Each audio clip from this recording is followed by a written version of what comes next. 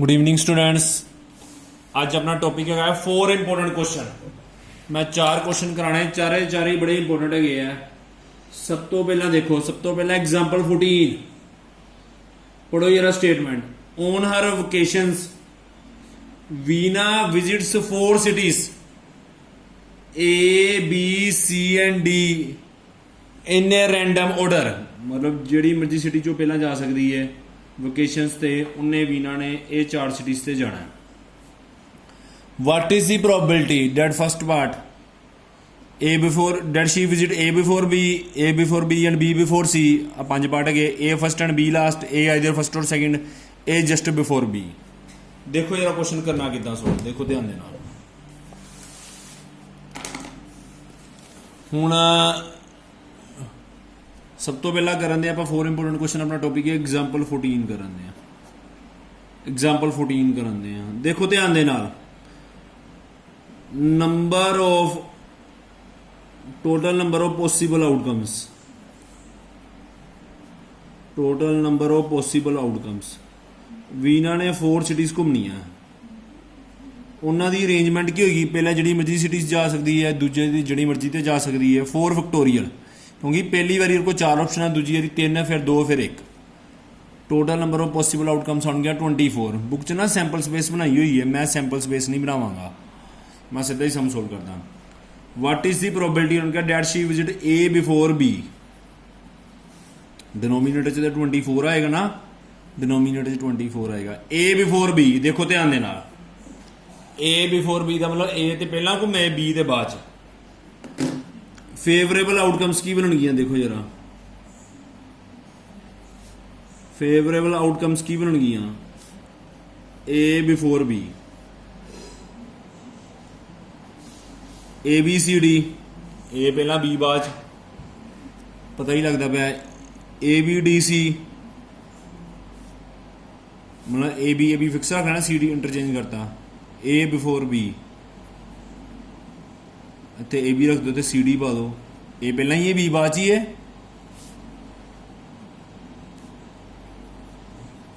ऐदा कर दो, C D नू डी सी ने इंटरचेंज करता।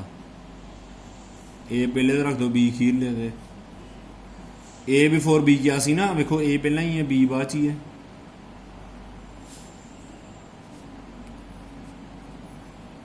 सारे आउटकम्स बनाने आप। देखो मैं किस हिसाब से इंटरचेंज करता पाया।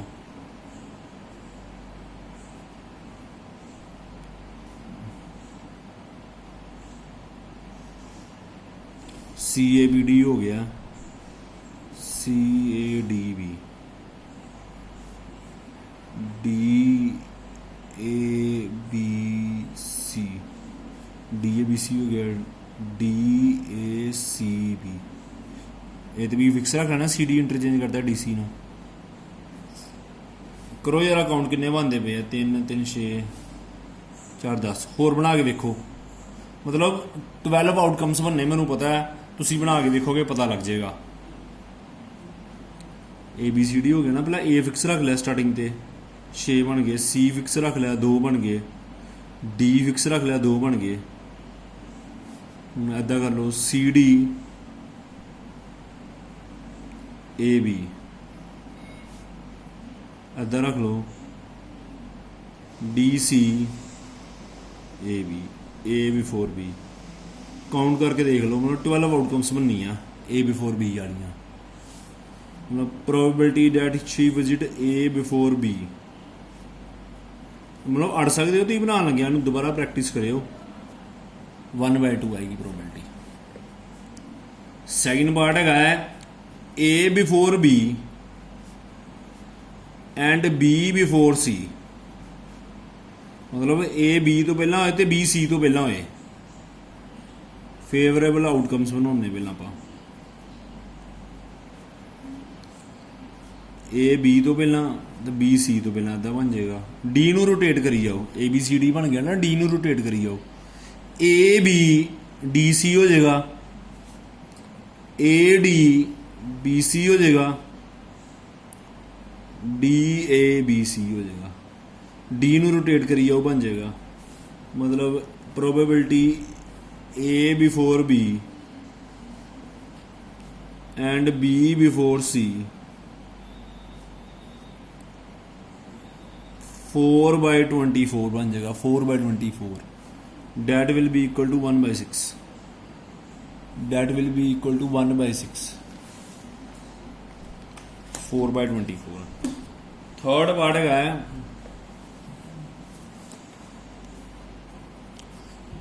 A first B last.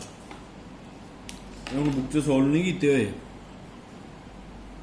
A first and B last.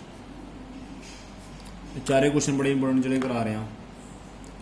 Favourable outcomes.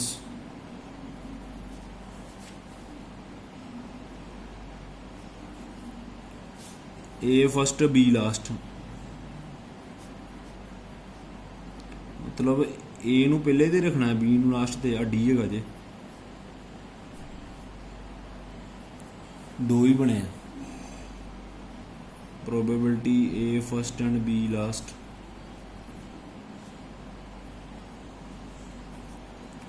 Two by 24 यानी कि 1/12 है. 1/12.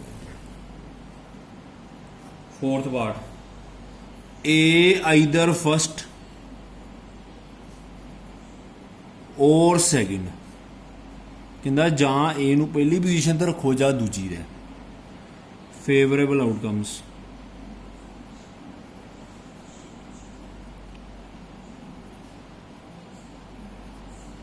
जे A फस्ट ते रख लेना आउटकम्स बनाओ.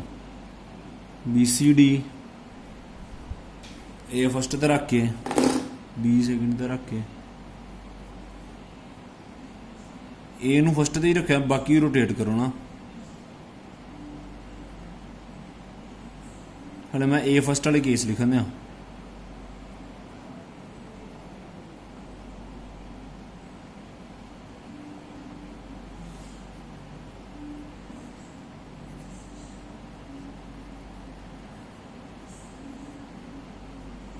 अगे देखो जरा, कहता A ਨੂੰ फस्ट ते रखो ਜਾਂ A ਨੂੰ सैकेंड ते रखो. A ਨੂੰ फस्ट ਜਾਂ A ਨੂੰ सैकेंड ते. मैं A फस्ट वाले केस बना ले. ਹੁਣ A ਦੇ सैकेंड वाले केस बनाने हैं. A ਨੂੰ सैकेंड ते रखा, B ਨੂੰ रख लिया फस्ट ते. मेरे को 6 केस बने A फस्ट वाले. जे A फस्ट वाले 6 केस बने, A सैकेंड वाले भी 6 बनने हैं. जिदा BACD बन गया ना, तो BA रहन तो इदा ही, इधर DC बना लो. थोड़ा इदा मतलब ठीक रहेगा, तुहानू भुलेगा नहीं. A ਨੂੰ सैकेंड ते रखना. CABD बनाया इधर मैं. CA फिक्स रखो, इधर DB बना लो. मैं एक बार B ਨੂੰ ਪਹਿਲੇ ਤੇ ਰੱਖਿਆ, ਇੱਕ ਵਾਰੀ C ਨੂੰ, ਇੱਕ ਵਾਰੀ D ਨੂੰ ਰੱਖ ਕੇ ਵੇਖ ਲੈਣੇ ਪਹਿਲੇ ਤੇ. DABC DAC ਕਾਊਂਟ ਕਰਕੇ ਵੇਖੋ ਜਰਾ. ਤੁਸੀਂ ਕਾਊਂਟ ਕਰਕੇ ਵੇਖ ਲੈਣਾ. ਇਸ ਤੋਂ ਇਲਾਵਾ ਕੇਸ ਨਹੀਂ ਬਣਨੇ, ਇੰਨੇ ਕੇਸ ਬਣਨੇ ਆ. ਤੁਸੀਂ ਬਣਾ ਕੇ ਵੇਖ ਲਿਓ. A फस्ट और A सैकेंड वाले इन्ने ही केस बनने हैं. अपने आप भी बना के देखोगे पता लग जाएगा. Probability A either first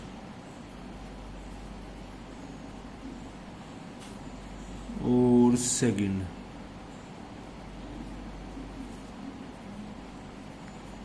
twelve by 24 1/2. 12/24 1/2. A just before B.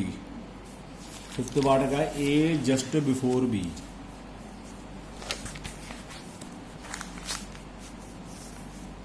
देखो यार,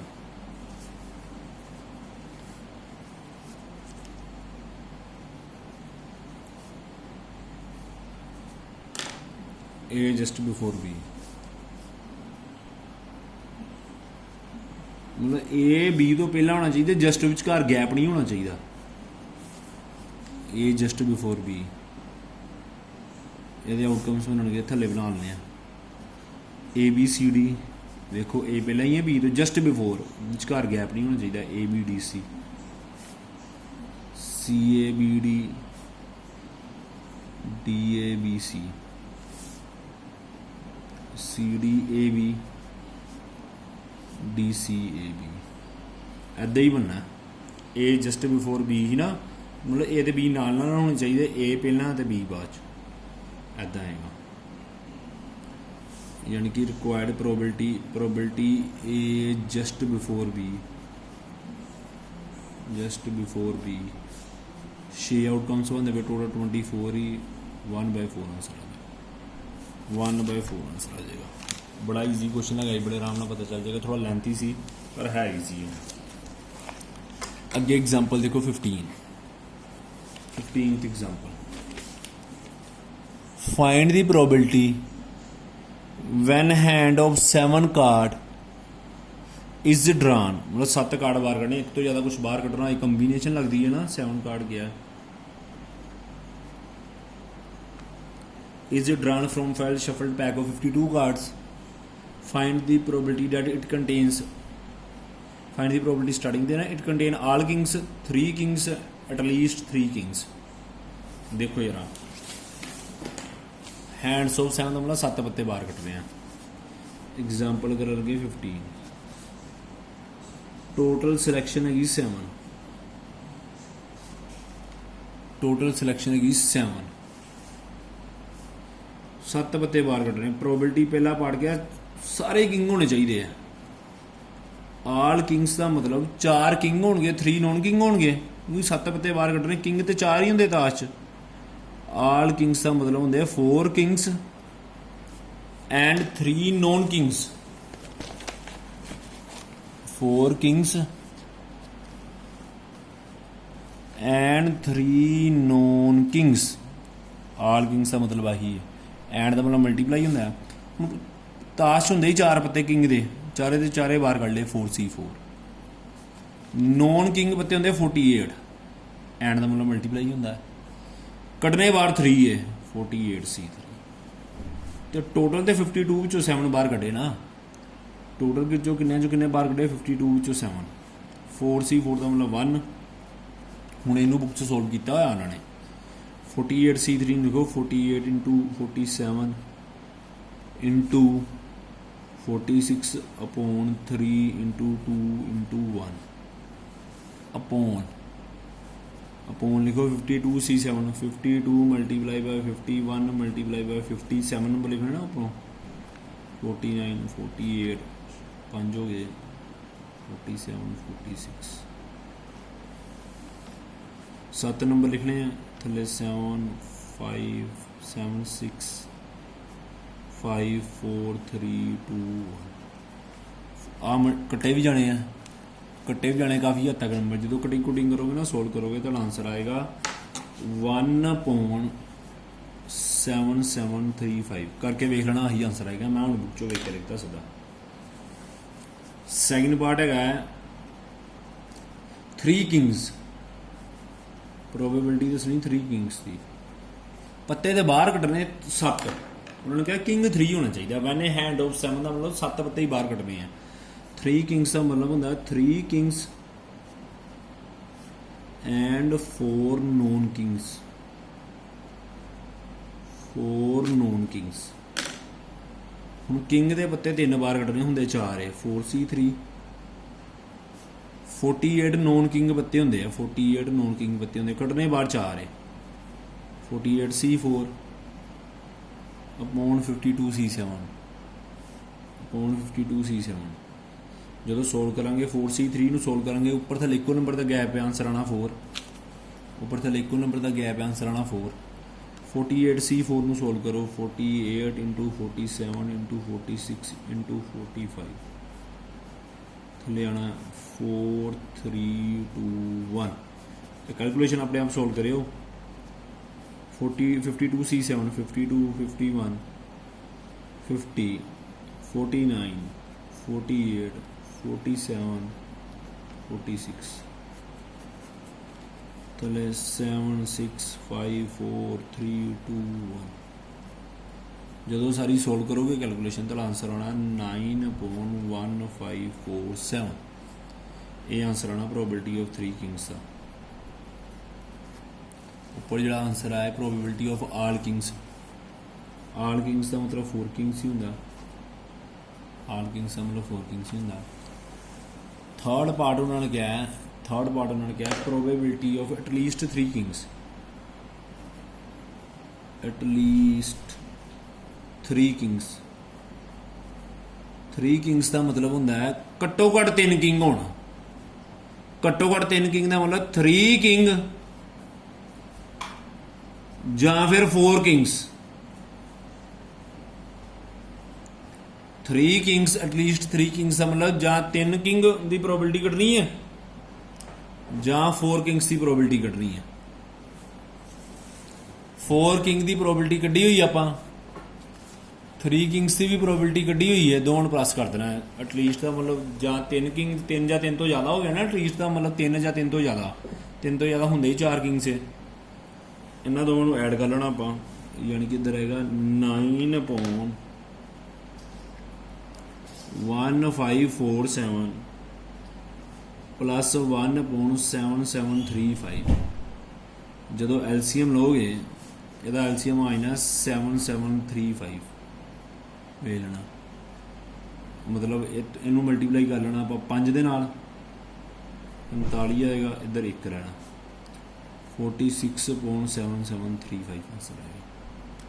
ये अपना आंसर आएगा। बड़ा सौखा क्वेश्चन है, रिपीट कर लेना एक बार। अगे क्वेश्चन देखो यार, एग्जाम्पल 17, ये भी क्वेश्चन बड़ा इंपॉर्टेंट है, चारे क्वेश्चन बड़े इंपॉर्टेंट है, इन्होंने 1-2 आए नहीं पेपर च।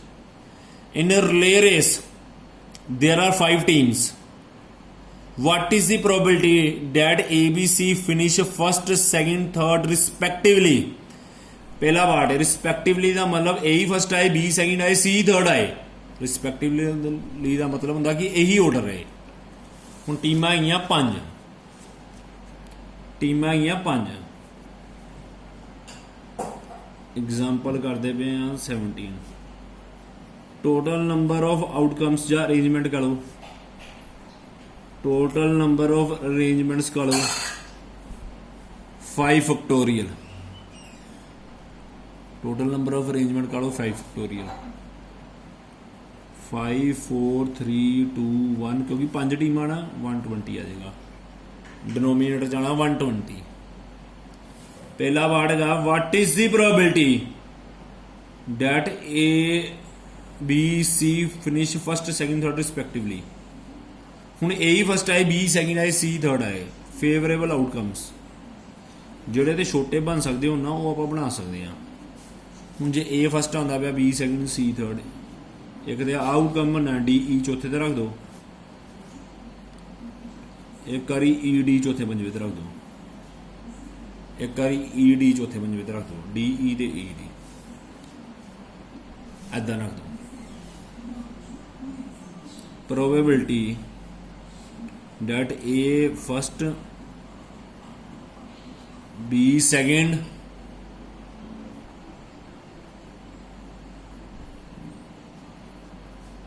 सी थर्ड, दो ही केस बनते पे ना अपने को, 2/120, 1/60 आंसर आ जाएगा, 1/60 आंसर आ जाएगा। बुक च थोड़ा अलग तरीके ਨਾਲ ਕੀਤਾ ਹੋਇਆ ਜੇ।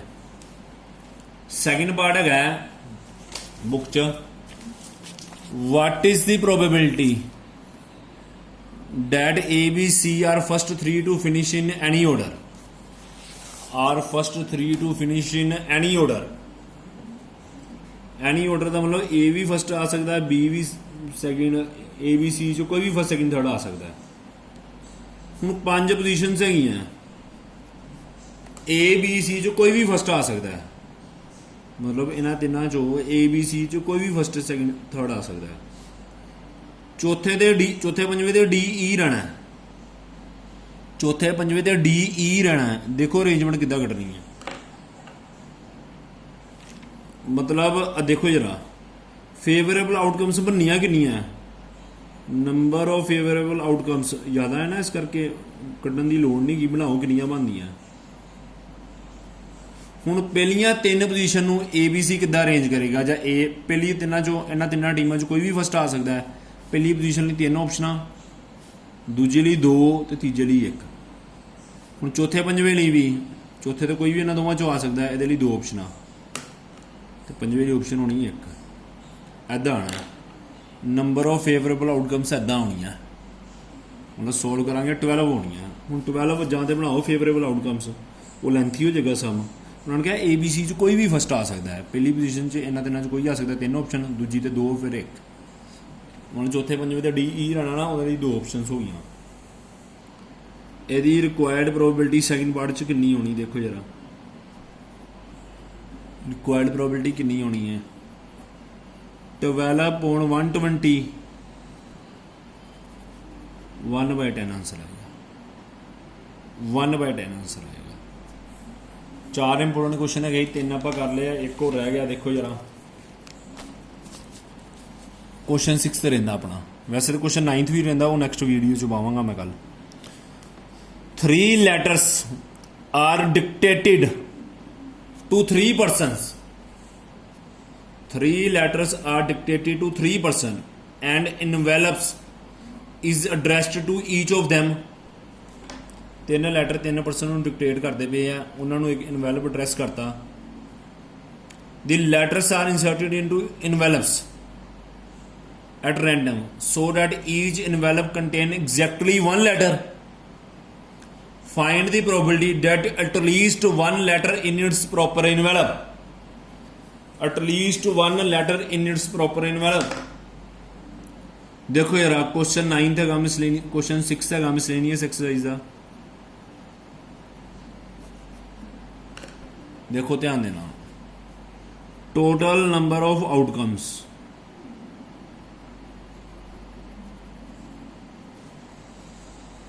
इनवैल्यूब है 3 तिना की अरेंजमेंट आपस होगी 3 फैक्टोरियल आ जाएगा 6 मतलब सैंपल स्पेस 6 आउटकम्स बननी है 3 लैटर्स है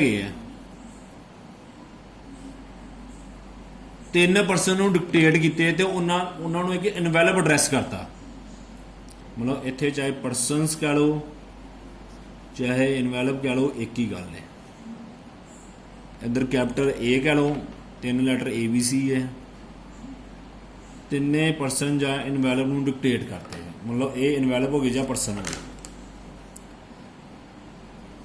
ਅੱਗੇ ਦੇਖੋ ਕਹਿੰਦਾ ਲੈਟਰਸ ਆਰ ਇਨਸਰਟਡ ਇਨ ਇਨਵੈਲਪ ਆ ਲੈਟਰ ਨੂੰ ਇਨਵੈਲਪ ਚ ਪਾਤਾ ਇਹਨਾਂ ਨੂੰ ਇਨਵੈਲਪ ਮੰਨ ਲਓ ਆ ਲੈਟਰਸ ਨੂੰ ਕਿਹੜੇ ਚ ਪਾਤਾ ਆਪਾਂ ਇਨਵੈਲਪ ਚ ਹੁਣ ਜ਼ਰੂਰੀ ਨਹੀਂ ਇਹ ਵਾਲਾ A ਜੀ ਪਾਇਆ B ਵਾਲਾ B ਜੀ ਪਾਇਆ C ਵਾਲਾ C ਚ ਪਾਇਆ 3 ਲੈਟਰ ਹੈ ਆ 3 ਇਨਵੈਲਪ ਪਏ ਆਪਣੇ ਕੋਲ ਕਹਿੰਦਾ ਫਾਈਂਡ ਦੀ ਪ੍ਰੋਬੇਬਿਲਿਟੀ ਕਹਿੰਦਾ ਇੱਕ ਲੈਟਰ ਇੱਕ ਇਨਵੈਲਪ ਚ ਪਾਤਾ ਹੋ ਸਕਦਾ A ਵਾਲਾ B ਚ ਵੀ ਪਾ ਦਈਏ B ਵਾਲਾ C ਚ ਵੀ ਪਾ ਦਈਏ ਧਿਆਨ ਨਾਲ ਵੇਖਣਾ ਕਹਿੰਦਾ find the probability that at least 1 letter in its proper envelope sample space ਵੇਖੋ ਕਿੱਦਾਂ ਬਣੇਗੀ ਹੋ ਸਕਦਾ A ਵਾਲਾ A ਚ ਪਾਇਆ ਹੋਏ A ਲੈਟਰ A ਚ ਪਾਇਆ ਹੋਇਆ B ਵਾਲਾ B ਚ ਤੇ C ਵਾਲਾ C ਚ ਇੱਕ ਤੇ ਆਊਟਕਮ A ਬਣ ਗਈ ਇੱਕ ਤੇ ਆਊਟਕਮ ਬਣ ਗਈ A ਵਾਲੀ ਇੱਦਾਂ ਵੀ ਹੋ ਸਕਦਾ A ਵਾਲਾ A ਚ ਪਾਇਆ ਹੋਏ B ਤੇ C ਵਾਲੇ ਇੰਟਰਚੇਂਜ ਕੀਤੇ ਹੋਣ ਮਤਲਬ ਸਮੋਲ B ਵਾਲਾ ਪਾਇਆ ਹੋਏ C ਚ ਸਮੋਲ B ਵਾਲਾ ਪਾਇਆ ਹੋਏ C ਚ ਤੇ ਸਮੋਲ C ਵਾਲਾ ਪਾਇਆ ਹੋਏ B ਚ ਪਹਿਲਾ ਲੈਟਰ ਹੈ ਬਾਅਦ ਚ ਇਨਵੈਲਪ ਹੈ ਇੱਦਾਂ ਵੀ ਹੋ ਸਕਦਾ ਹੈ small B letter A envelope ਚ ਪਾਇਆ ਹੋਏ small B letter A envelope ਚ ਪਾਇਆ ਹੋਏ ਤੇ B ਦੇ C ਚ ਮਤਲਬ ਇੱਥੇ A ਪਾਤਾ ਹੋਏ ਤੇ C ਪਾਤਾ ਹੋਏ ਆਪਣੇ ਹਿਸਾਬ ਨਾਲ ਬਣਾ ਲਿਓ 6 ਬੰਨੇ ਆਊਟਕਮਸ ਆਪਾਂ 6 ਗਿਆ ਨਾ ਸਮੋਲ B ਵਾਲਾ A ਜੀ ਪਾਇਆ ਹੋਏ ਇਹ ਇੰਟਰਚੇਂਜ ਕੀਤੇ ਹੁਣ C ਵਾਲਾ B ਚ ਪਾਇਆ ਹੋਏ ਧਿਆਨ ਨਾਲ ਬਣਾਉਣਾ ਇਹ 'ਚ ਅੜਨਾ ਤੁਸੀਂ ਸੈਂਪਲ ਸਪੇਸ ਬਣਾਉਂਦੇ ਇੱਦਾਂ ਵੀਡੀਓ ਤੋਂ ਤੁਹਾਨੂੰ ਪਤਾ ਲੱਗ ਜਾਏਗਾ ਆਪਣੇ ਆਪ ਬਣਾਓਗੇ ਅੜ ਜਾਓਗੇ ਤੁਸੀਂ ਬਣਾਉਂਦੇ ਇੱਦਾਂ ਵੀ ਹੋ ਸਕਦਾ C ਵਾਲਾ A ਚ ਪਾਇਆ ਹੋਏ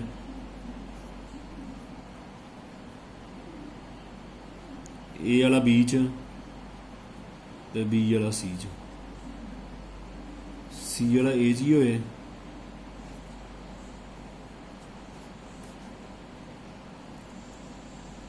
B ਦੇ ਵਿੱਚ ਸਮੋਲ B ਵਾਲਾ C ਦੇ ਵਿੱਚ ਸਮੋਲ A ਵਾਲਾ अब बना के वेख लो ये 6 आउटकम्स बननियाँ बना के वेख लेना ये 6 आउटकम्स बननियाँ उन्होंने कहा find the probability that at least one letter in its proper envelope